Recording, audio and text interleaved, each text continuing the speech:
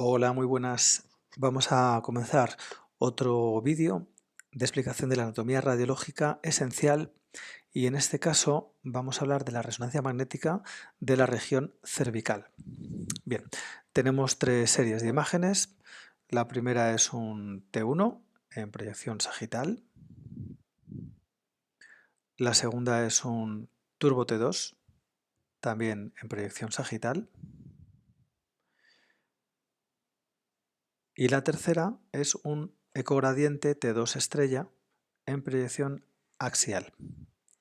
Bien, vamos a comenzar con la primera. Los cortes son sagitales y vamos a ir navegando desde un lado, pasando por la línea sagital media hasta el otro lado. Bien, vamos a comenzar por la línea sagital media, que es la imagen más reconocible y más sencilla. Lo que nos encontramos claramente son los cuerpos de las vértebras, que son hiperintensos, debido a que estos son T1 y tienen un gran componente de grasa intramedular, la grasa esponjosa, y por eso son hiperintensos, son blancos. Bien, cuerpos vertebrales, al igual que las radiografías, no tienen ninguna pérdida, y nos vamos a encontrar el disco intervertebral situado entre el platillo inferior de la vértebra de arriba y el platillo superior de la vértebra de abajo, que sería este de aquí. Como veis, los discos intervertebrales son totalmente homogéneos, no podemos diferenciar en esta secuencia el núcleo pulposo del anillo fibroso. Sí que podremos valorar pequeñas improntas posteriores, pequeños abombamientos que van a ser pues, protusiones o hernias de disco, llegado el caso. Bien, tenemos en la parte superior, vamos a buscar otra imagen que se vea un poquito más central. Esta podría ser. Bien. La parte superior de la imagen, en la que tenemos el complejo suboccipital, pues vamos a encontrar, igual que habíamos visto en la placa lateral, simple, nuestra segunda vértebra cervical con su apófisis odontoides, la parte superior, este triangulito que es el arco anterior de C1 y esto es el arco posterior de C1. Lo que tenemos entre la parte posterior de la odontoides y el arco posterior de C1 pues sería el canal medular.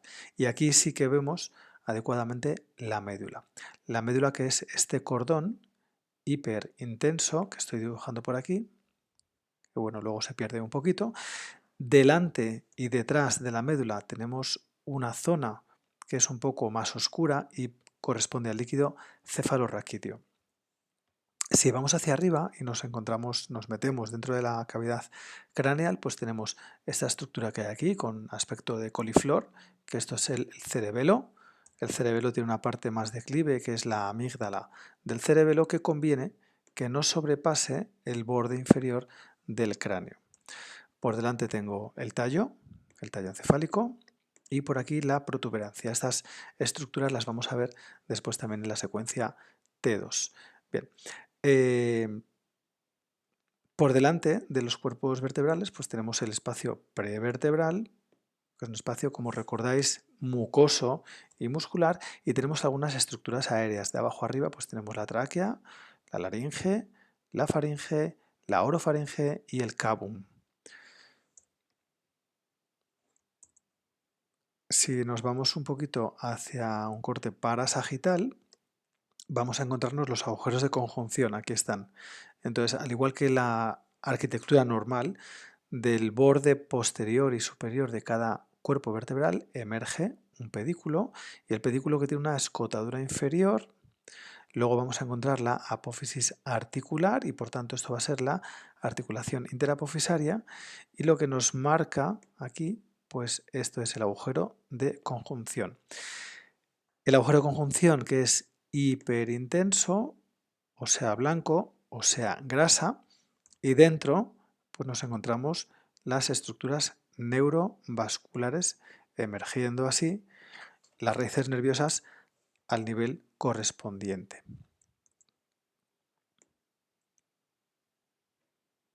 Bien, corte en línea media, corte parasagital a nivel de los agujeros de conjunción, y si me voy más lateral, pues iré viendo cada vez mejor las articulares vertebrales.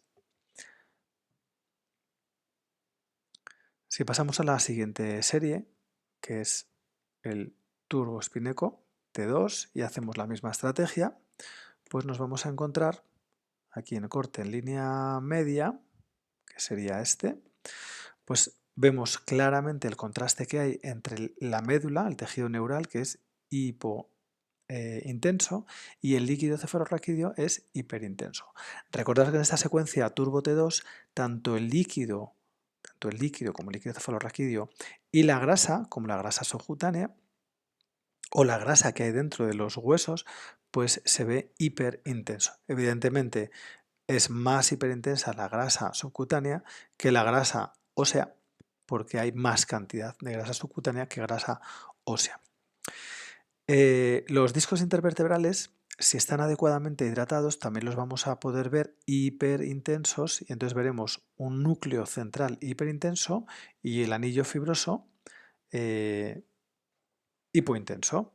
En este caso, en este paciente en concreto, pues hay una cierta deshidratación generalizada y los discos pues no se puede ver adecuadamente este contraste que estoy comentando. Bien, platillo vertebral superior, platillo vertebral inferior, borde anterior, borde posterior, y podemos ver el ligamento longitudinal común posterior, sí y no, depende. Este paciente que tiene una pequeña protusión discal, hay un abombamiento, lo que hace es tensar el ligamento. Y entonces vemos esta cuerdecita negra, bueno, ahora roja, ahora es negra, que sería el ligamento longitudinal común anterior.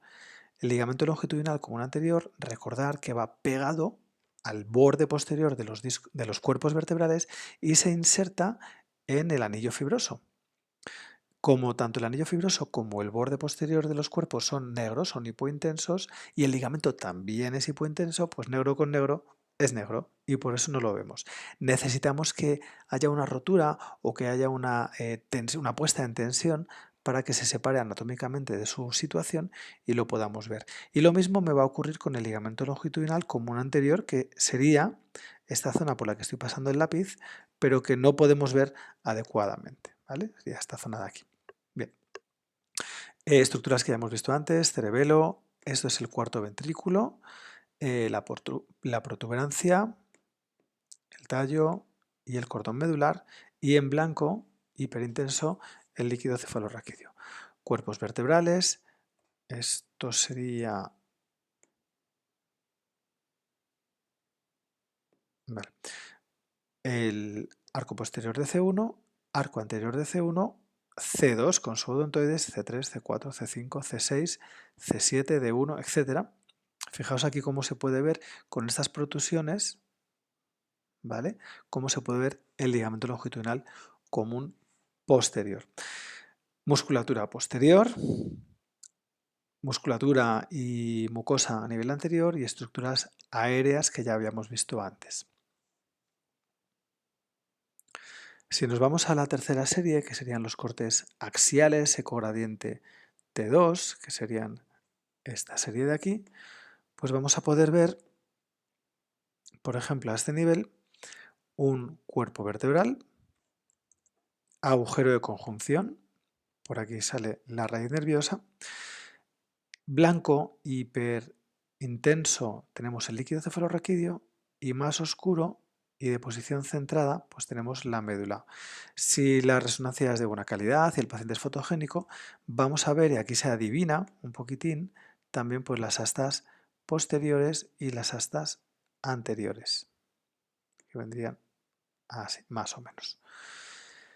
¿Qué tenemos aquí, por tanto? Agujero de conjunción, sería este canal que estoy dibujando, el de un lado, el de otro, mirar la dirección que tienen. Y podemos encontrar aquí también las articulaciones interapofisarias. Externo a todo este asunto vertebral, pues tenemos la musculatura posterior, en su plano profundo, en su plano medio y en su plano superficial, que no vamos a entrar en nombrar cuáles son los músculos que estamos viendo. Como esta secuencia es un ecogradiente, que es esa secuencia que tiene ese efecto mielográfico y realza muy bien los líquidos, también son las secuencias que se emplean para hacer angio, pues vamos a ver hiperintenso no solamente los líquidos, edema óseo, líquido cefalorraquídeo, sino también los vasos. Entonces, todas las estructuras redondas, ovaladas, etcétera, que veis por aquí, pues corresponde a vasos sanguíneos, arterias y venas que tenemos distribuidos por el cuello. Bien.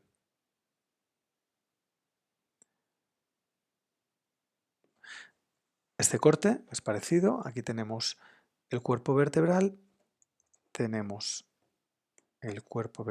que sería aproximadamente esto.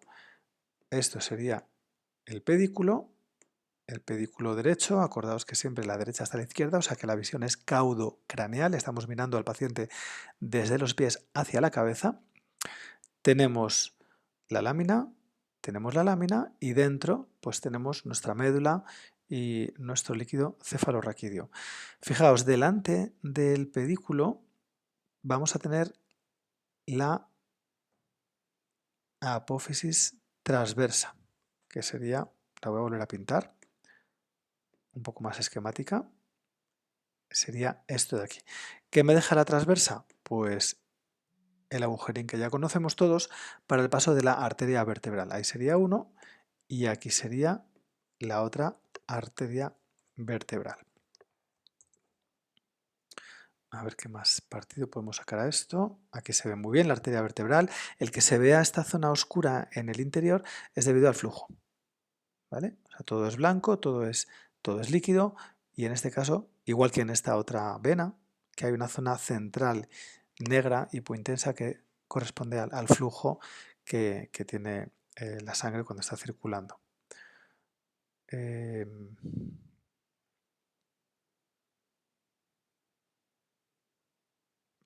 estamos llegando aquí a nivel ya dorsal porque vemos la primera costilla, que sería esta, y primera costilla izquierda, que sería esta otra. Bueno, esto es lo más relevante que podemos ver a nivel de la resonancia magnética del raquis cervical.